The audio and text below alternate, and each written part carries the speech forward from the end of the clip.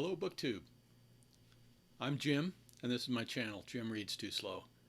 And this is my first video. I've been on the verge of making a video for a few months now, and I thought now would be a good time to just stop putting it off and do it, especially since I'm taking part in this brand new reading event, New Worlds November, organized by the Bookish Bryants and hosted by a who's who of booktubers.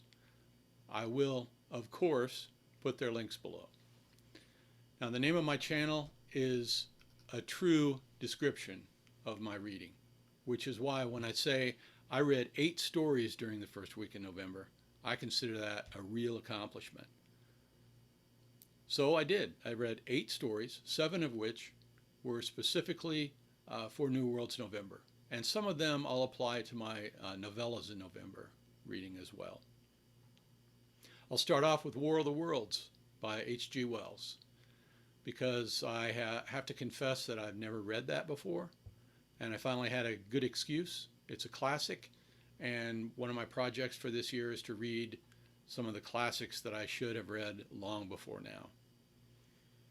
Of course, War of the Worlds is about the invasion of England by Martians and how it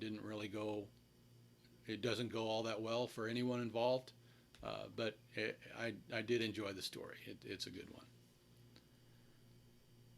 I read The Warriors by Larry Niven from his Tales of Known Space collection. It's about the first meeting between the men and the aggressive, technologically superior Zen race in outer space. I then read The Fourth Profession, also by Larry Niven, about the interactions between a California bartender and alien traders known as monks. They offer pills that teach various kinds of knowledge, including professions, one of which is the fourth profession, which is in the title.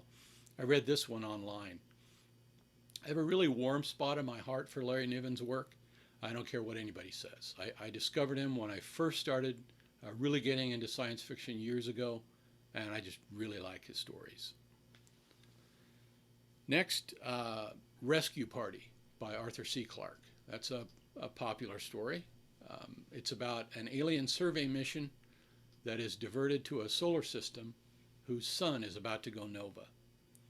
When they arrive at the one inhabited planet, they find it deserted, but they do find evidence that a thriving civilization had once existed there, and there are even bits and pieces of that civilization that are still operating, one of which leads to some really exciting shenanigans toward the end of the story. There's an interesting hypothesis that these aliens come up with about the people whose home planet that they're visiting. I read this one in my copy of Clarke's The Sentinel. I would really recommend it. It's a great story. This week would not have been complete without a Philip K. Dick short story. So I read Beyond Lies the Wub, which was Dick's first published short story. I read it online. I enjoyed it, but I'm still processing it. It's deceptive. It's about a spaceship crew who, all except for the captain, befriend a wub. Now, the wub is brought onto their ship during a stop on another planet. It's described as basically a pig. It's a giant pig-like creature that is also highly intelligent and telepathic. And next I read Postmark Ganymede by Robert Silverberg. I read this one online as well and listened to the audiobook as I read. It's about a fighter pilot, I guess you could say, to be brief, who is reassigned as a mail delivery pilot to take mail to an Earth colony on Jupiter's moon, Ganymede.